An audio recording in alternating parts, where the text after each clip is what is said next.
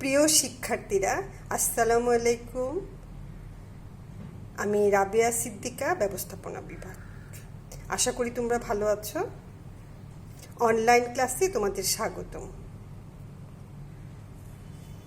আমাদের আজকের বিষয় ব্যবসা সংগঠন ও ব্যবস্থাপনা, দ্বিতীয় পত্রের চতুর্থ অধ্যায়, সংগঠিতকরণ।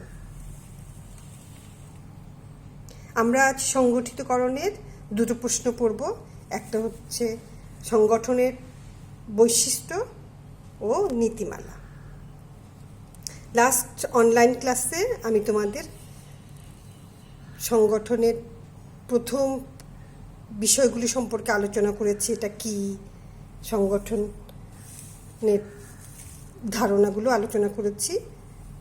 আজকে বৈশিষ্ট্য আলোচনা করব। আগে আমরা জানি বৈশিষ্ট্য কী। বৈশিষ্ট্য হচ্ছে বিশেষ কিছু গুণ বা অবস্থা, যে গুণ বা অবস্থাগুলো দিয়ে আমরা পার্থক্য করতে পারি দুটো জিনিসের মধ্যে। যেমন মানুষে মানুষে পার্থক্য করা যায়, সংগঠনে সংগঠনে পার্থক্য করা যায়। যে কোনো জিনিসের মধ্যে পার্থক্য করার জন্যে এর বৈশিষ্ট্যগুলোর প্রয়োজন হয়। সব কিছুরই কিছু বৈশিষ্ট্য থাকে যা আমরা সাধারণ বৈশিষ্ট্য বলি, আর বিশেষ কিছু বৈশিষ্ট্যকে ওগুলি বিশেষ গুণ, সেগুলো দিয়ে আসলে পার্থক্যটা করা যায়। যেমন প্রত্যেক মানুষই এক, হাত পা নাক চোখ দিয়ে মানুষ আল্লাহ তৈরি করেছেন, কিন্তু বিশেষ কিছু বৈশিষ্ট্য আছে। যেমন কোনো জাতি সাদা রং, কোনো জাতির রং কালো, ওগুলো দিয়ে আমরা কিন্তু বর্ণ দিয়ে পার্থক্য করি। তা অন্যান্য বিশেষ আরও কিছু গুণ যেগুলো পার্থক্য করার জন্য আমাদের সহায়তা করে। ঠিক প্রতিষ্ঠানে ওরকম কিছু গুণ বা বিশেষ অবস্থা থাকে যার মাধ্যমে আমরা প্রতিষ্ঠানগুলোকে পার্থক্য করতে পারি। তাহলে কি, একটি প্রতিষ্ঠানকে যখন সংগঠিত করা হয় তখন ওই কাজের কতিপয় গুণ বা বৈশিষ্ট্য থাকে যার ফলে শৃঙ্খলার সাথে প্রতিষ্ঠানের কাজগুলো পরিচালনা করা যায়। তাকেই সংগঠনের বৈশিষ্ট্য বলে। আর এই গুণ বা বৈশিষ্ট্যপূর্ণ সংগঠনকে আদর্শ সংগঠন বলে। তাহলে বৈশিষ্ট্যগুলো কি? 1 নম্বর বৈশিষ্ট্য হচ্ছে উদ্দেশ্য কেন্দ্রিকতা বা উদ্দেশ্যমুখিতা। প্রতিষ্ঠান পরিচালিত হয় একটা মূল লক্ষ্য বা উদ্দেশ্যকে ঘিরে। আমাদের প্রতিষ্ঠানের সেই মূল লক্ষ্য বা উদ্দেশ্যকে ঘিরে যখন সব কার্যক্রমগুলি পরিচালিত হয় তখনই সেটা হচ্ছে উদ্দেশ্য কেন্দ্রিকতা বা উদ্দেশ্যমুখিতা। 1 নম্বর পয়েন্ট গেল। 2 নম্বর পয়েন্ট হচ্ছে সহজবোধ্যতা। সহজবোধ্যতা কি? প্রতিষ্ঠানের সকল বিষয় যতদূর সম্ভব সহজবোধ্য হওয়া উচিত। যেমন বিভিন্ন বিভাগ উপবিভাগ এদের মধ্যকার যে বিভিন্ন ব্যক্তি থাকেন, বিভিন্ন পদ থাকে, বিভিন্ন দায়িত্ব কর্তৃত্বের পরিমাণ থাকে, এগুলি সুস্পষ্ট ও সহজ হতে হবে। যেন প্রত্যেক কর্মী, প্রত্যেক ব্যক্তি বুঝতে পারে তার দায়িত্ব কী, তার কর্তব্য কী, কে কোন পদে বসে কাকে কোন অর্ডার দেবেন, এগুলি সুস্পষ্ট বা সহজবোধ্য হতে হবে। এরপর যেটা আসছে 3 নাম্বার, সেটা হচ্ছে বিশেষায়নের সুযোগ। বিশেষায়ন হচ্ছে কি? একটি বিশেষ কাজে একজন কর্মীর জ্ঞান বা দক্ষতা অর্জন হচ্ছে বিশেষায়ন। যখন একজন কর্মী একটি কাজ বারবার করতে থাকে তখন সে কাজে সে একটা এক্সপার্ট হওয়ার সুযোগ পায়। এটাকেই বলে বিশেষায়ন। একটি প্রতিষ্ঠানের কাজগুলো যদি এলোমেলোভাবে কর্মীরা করে তখন কিন্তু তারা কোনো কাজেই বিশেষ জ্ঞান অর্জন করতে পারে না। প্রত্যেকটা কাজই তাদের কাছে নতুন নতুন মনে হবে। প্রতিদিনই সে নতুন জ্ঞান অর্জন করে করে কাজগুলোকে বুঝতে হবে। এই জন্যে একটা কাজ বারবার করলে, এবং ওটাও দেখতে হবে কোন কর্মী বা কোন ব্যক্তি কোন কাজের জন্য উপযুক্ত। যেমন আমরা একজন ইঞ্জিনিয়ারকে নিয়ে যদি প্রশাসনিক কাজ দিই তখন কিন্তু সেটা কখনো তিনি সফলতার সাথে বা এক্সপার্টনেস বলে যে কথাটা আছে সেইটা তিনি অর্জন করতে পারবেন না। ঠিক তেমনি যে যে কাজের উপযুক্ত তাকে সেই কাজ বারবার করার সুযোগ দিয়ে তাকে বিশেষায়নের একটা সুযোগ করে দিতে হয়। এটা হচ্ছে বিশেষায়ন। এই জন্য কিন্তু কাজগুলোকে ভাগ ভাগও করতে হয়। কাজগুলোকে ছোট ছোট করে বিভিন্ন প্রকার ধরন অনুযায়ী ভাগ করে নিতে হয়। এরপর এসছে সুসংজ্ঞায়িত দায়িত্ব কর্তৃত্ব। এটা কি?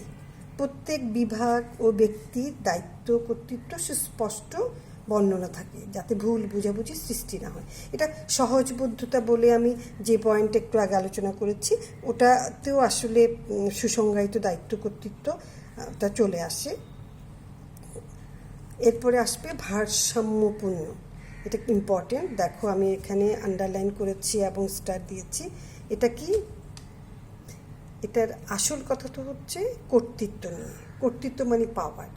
আমি যখন কোনো কাজ করতে যাব তখন আমাকে নিশ্চয়ই সেই কাজটা করার জন্য কিছু পাওয়ার লাগবে, কিছু ক্ষমতা লাগবে, যার মাধ্যমে আমি আরেকজনকে কাজটা করাতে পারবো।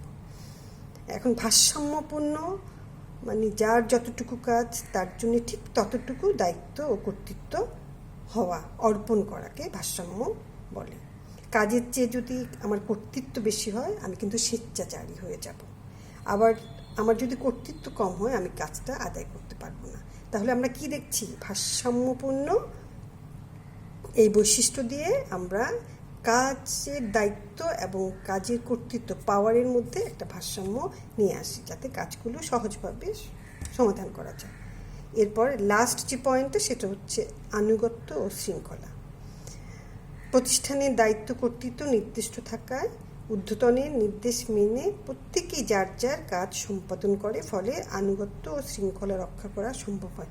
আনুগত্য শুধু প্রতিষ্ঠানে অবশ্যই প্রয়োজন, কারণ আমরা যদি আমাদের যিনি বস, যিনি ঊর্ধ্বতন, তাকে যদি অধস্তনরা না মানে তখন কিন্তু অর্ডারগুলো ক্যারি করা যায় না ঠিক মতো। অর্ডার কেন দেবে? প্রতিষ্ঠানের মূল লক্ষ্য অর্জনের জন্য আমাদেরকে যিনি আমার ঊর্ধ্বতন তিনি অর্ডার দেবেন সেই অনুযায়ী কাজ করতে। এখন আমি যদি তার প্রতি আনুগত্য না হই বা কর্মী যদি তাকে না মানে তখন কিন্তু শৃঙ্খলা আসে না। সে তার মতো করে, তারা একটা আগে থেকেই পরিকল্পনা করে নেন কিভাবে কাজগুলো করা হবে, কোনটার পর কোনটা করা হবে, কখন কি করা হবে, তাহলে সেই অনুযায়ী কিন্তু অর্ডারগুলো দেওয়া হয়। যখনই আনুগত্য থাকবে তখনই প্রত্যেকের ঊর্ধ্বতন কর্মকর্তার অর্ডার অনুযায়ী কাজগুলি করবে এবং সম্মিলিত আমাদের প্রাতিষ্ঠানিক কাজগুলো সুসম্পন্ন হবে। এই জন্যে আনুগত্য ও শৃঙ্খলা খুবই প্রয়োজন। আচ্ছা, এই যে আমি বৈশিষ্ট্যগুলো আলোচনা করলাম, এখানে প্রায় 6টা পয়েন্ট তোমরা দেখতে পাচ্ছ স্ক্রিনে।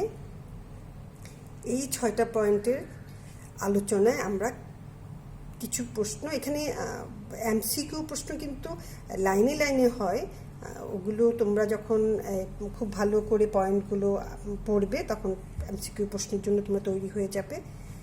আর জ্ঞান এবং অনুধাবনের যে প্রশ্নগুলি হতে পারে এখান থেকে, তা আমি এখানে দিয়েছি। দেখো, এটা হচ্ছে আদর্শ সংগঠন কি, আর যদি অনুধাবনের প্রশ্ন হয়, এটা হচ্ছে জ্ঞানের প্রশ্ন। আর যদি অনুধাবনের প্রশ্ন হয় তখন হয়তো বলবে যে একটি প্রতিষ্ঠানকে কখন আদর্শ বলা হয়, বা কখনো কখনো এরকমও সহজভাবে চলে আসে যে কাহাকে বলে।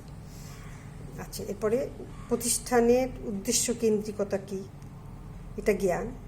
আর যদি এটাকে অনুধাবন করা হয় তখন বলতে ওরকম করে আসতে পারে যে প্রতিষ্ঠানের উদ্দেশ্য কেন্দ্রিকতা বলিতে তুমি কি বুঝো বা কাহাকে বলে, সহজ করে দিলে ওরকম হবে। লাস্ট প্রশ্ন আরেকটা আছে, সেটা হচ্ছে একটি সংগঠন কখন ভারসাম্যপূর্ণ হয় ব্যাখ্যা করো, অনুধাবন। তাহলে এই 3টা প্রশ্ন জ্ঞান অনুধাবন মিলে 6টা ধরতে পারো। এগুলো আমরা এই যে পয়েন্টগুলো আমি আলোচনা করলাম এতক্ষণ, সে পয়েন্টগুলোতে রয়েছে। বিশেষ করে বেগুনি কালি দিয়ে আন্ডারলাইন করা ওই লাইনগুলো ভালো করে পড়লে এবং এই প্যারাগুলো ভালো করে পড়লে তোমরা এই প্রশ্নগুলোর উত্তর ইনশাল্লাহ পেয়ে যাবা, এবং এই জন্যে এগুলো খুব মনোযোগ দিয়ে পড়বা। আর জ্ঞান অনুধাবন তো গেল, কিন্তু এমসিকিউর যে বোঝার জন্যে, এমসিকিউর উত্তর করার জন্যে তোমরা আমার এই লেকচার শিটের বাইরেও কিছু কিছু প্রশ্ন বইয়ে যেগুলো আছে সেগুলো তোমরা একটু আলোচনা করে নিবা, নিজে নিজে পড়ে নিবা। আচ্ছা, এখন আসো সংগঠনের নীতিমালা। নীতি কি? নীতি হচ্ছে বিশেষ কিছু অনুসরণযোগ্য নিয়ম যেগুলো সর্বক্ষেত্রে প্রযোজ্য হয়।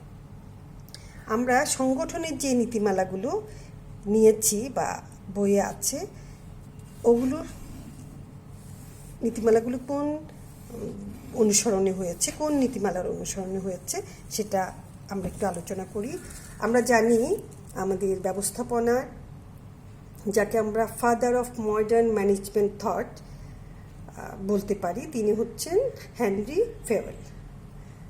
তিনি ব্যবস্থাপনায় 14টা নীতির কথা বলেছেন।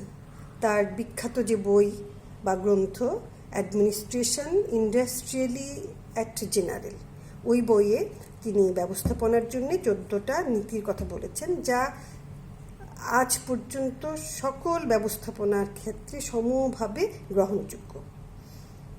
সেই 14টা নীতির আদলেই কিন্তু আসলে এই নীতিগুলো ধরা হয়েছে, নেওয়া হয়েছে। ব্যবস্থাপনার সেই 14টা নীতিকে আমরা ব্যবস্থাপনার কাজগুলো যখন করতে যাই, পরিকল্পনা, সংগঠন, কর্মী সংস্থান, প্রত্যেকটা কাজে যখন করি, তখন কিন্তু ওই নীতিগুলো যখন যেখানে প্রযোজ্য তখন আমরা সেখানে ওটা প্রয়োগ করি। ঠিক সংগঠনের জন্য 14টা নীতি থেকেই এই 8টা নীতিকে আমরা বিশেষভাবে প্রযোজ্য বা গ্রহণযোগ্য ভেবে নিয়েছি। এবং যখন ব্যবস্থাপকরা কোনো একটা প্রতিষ্ঠান সংগঠিত করে, তখন কিন্তু এই নীতিগুলো দিয়েই তারা সংগঠনটা তৈরি করেন। এখন আসো এই নীতিগুলো নিয়ে আমরা আলোচনা করি। এগুলো আমরা ব্যবস্থাপনার ধারণাতে পড়েছি, তারপর আমি আবারও আলোচনা করছি তোমাদের সুবিধার জন্যে। তোমরা একটু খেয়াল করো, স্ক্রিনে তোমরা দেখতে পাচ্ছ। এক হচ্ছে লক্ষ্যের নীতি। লক্ষ্যের নীতি কি? লক্ষ্যের নীতি হচ্ছে আমাদের যে মূল উদ্দেশ্য বা লক্ষ্য, সেটাকে সামনে রেখেই আমাদের ব্যবস্থাপনার সবগুলো কাজকে সুসংগঠিত করতে হবে। আমরা একটু আগে যেটা পড়লাম সংগঠনের বৈশিষ্ট্য, সেখানেও কিন্তু এগুলোই ঘুরে ফিরে আসছে। যেমন সেখানে লক্ষ্যের নীতির সাথে দেখো উদ্দেশ্য কেন্দ্রিকতা বা উদ্দেশ্যমুখিতা, এটার মিল রয়েছে। ওখানে আমরা কি বলেছি? প্রতিষ্ঠানের মূল উদ্দেশ্যকে ঘিরে সব কার্যক্রম পরিচালিত হয়। ঠিক এখানেও প্রতিষ্ঠানের লক্ষ্যকে সামনে রেখে সংগঠনকে গড়ে তোলা নীতিকেই লক্ষ্যের নীতি বলে। আচ্ছা, এরপর এসছে কি? দক্ষতার নীতি। দক্ষতা কি? আমি কত কম সময়ে, কত কম খরচে অভীষ্ট লক্ষ্য অর্জন করতে পারবো, সেটাই হচ্ছে দক্ষতার নীতি। প্রত্যেকেই তোমাকে যখন একটা কাজ দেওয়া হয়, ধরো না তোমাদের দুজনকে দুটো কাজ দেওয়া হলো, যে কম সময়ে কম খরচে কাজ করতে পারবে একই কাজ, তারকে আমি দক্ষ বলবো না? যে বেশি সময় নিয়ে বেশি খরচ করে কাজটা করলো, একই কাজ করলো, তাকে দক্ষ বলবো। নিশ্চয়ই যে কম সময় করলো তাকে আমি দক্ষ বলবো। ঠিক প্রতিষ্ঠানেও কম শক্তি এবং উপকরণ ব্যয় করে অভীষ্ট লক্ষ্য অর্জনের নীতিকে আমরা দক্ষতার নীতি বলি। এরপর এসছে কাম্য পরিসর নীতি। এটা একটু তোমাদের জন্য নতুন, আমরা বারবার এগুলি পড়েছি, কিন্তু কাম্য পরিসরটা সংগঠনেই আমরা পড়ছি, আমরা কিন্তু ব্যবস্থাপনার ধারণা এটা মনে হয় পড়ি নাই। আসো এখন কাম্য পরিসর কি? একজন ঊর্ধ্বতন বা একজন বসের অধীনে ঠিক কতটুকু সংখ্যক কর্মী কাজ করলে তিনি তাদের সঠিকভাবে তত্ত্বাবধান করতে পারবেন, সেটাই হচ্ছে কাম্য পরিসর। কমও না, বেশিও না। এখন একজন বসের আন্ডারে যদি অনেক বেশি কর্মী দেওয়া হয়, তখন কিন্তু প্রত্যেক কর্মীর কাজগুলো কি হচ্ছে, সে কীভাবে করছে, তিনি দেখাশোনা করতে পারবেন না। আবার খুব কম হলে তখন তার যে ক্ষমতা, সেটা ব্যবহারই হলো না, অব্যবহৃত রয়ে গেল। তাহলে দেখা যাচ্ছে কাম্য একটা সংখ্যক যদি কর্মী পরিচালনা করে, তখন তার কাজটুকু সম্পূর্ণ আদায় করা সম্ভব, এবং ব্যবস্থাপকের কাছ থেকে আমরা যতটুকু সম্ভব আদায় করে নিতে পারলাম, তার কাজের যে শক্তিটুকু সম্পূর্ণভাবে। এটা হচ্ছে কাম্য পরিসর নীতি। মানে একজন ঊর্ধ্বতনের পক্ষে ঠিক কতটা কর্মী সঠিকভাবে দেখাশোনা বা তত্ত্বাবধান করা সম্ভব হবে, সেটা ঠিক করাই হচ্ছে কাম্য পরিসর। সেটা সংখ্যা যেন কমও না হয়, বেশিও না হয়। এরপর হচ্ছে জোড়াময়ী শিকল নীতি। জোড়াময়ী শিকল কি? প্রতিষ্ঠানের উপর থেকে নিচ পর্যন্ত বিভিন্ন বিভাগ ও ব্যক্তির কাজকে সমন্বিত করা। অর্থাৎ একজনের কাজ করে বসে থাকলো আর দিনের শেষে আরেকজনের কাজই শেষ হলো না, তাহলে আমাদের মূল লক্ষ্য যখন অর্জনের দিকে যাব তখন একজনের কাজের জন্য আরেকটা কাজ আটকে রইল, আমার লক্ষ্যটা অর্জন হলো না। সেটাই যেন না হয় এই জন্যে প্রতিষ্ঠানের জোড়াময়ী শিকল নীতি অনুসরণ করা হয়। প্রত্যেকের কাজ অন্যজনের কাজের সাথে তাল মিলিয়ে শেষ করার প্রচেষ্টাই হচ্ছে জোড়াময়ী শিকল নীতি। এরপর আসো দায়িত্ব নির্দিষ্টকরণের নীতি। এগুলো আমাদের অলরেডি আলোচনা করা হয়েছে, আমরা বৈশিষ্ট্য আলোচনা করেছি। যেমন সুসংজ্ঞায়িত দায়িত্ব কর্তৃত্ব, এটার সাথে মিল আছে দায়িত্ব নির্দিষ্টকরণের নীতি, এটা আলোচনা করার মনে হয় প্রয়োজন নাই। তারপর হচ্ছে আদেশের ঐক্য নীতি, এটা আমরা প্রথম দিন আলোচনা করেছি, এটা আমরা ব্যবস্থাপনার ধারণায় পড়েছি। এখন যদি তোমরা আমার সামনে থাকতে আমি হয়তো তোমাদের কাছে প্রথমেই ফিডব্যাকটা চাইতাম, বলো তো আদেশের ঐক্য নীতি কী? এখন তোমরা মনে মনে চিন্তা করো তো আদেশের ঐক্য নীতি কী হতে পারে। হ্যাঁ, যদি মনে না আসে এখনই দেখে নিবে আমার লাস্ট লেকচারে আমি এটা কী লিখেছি।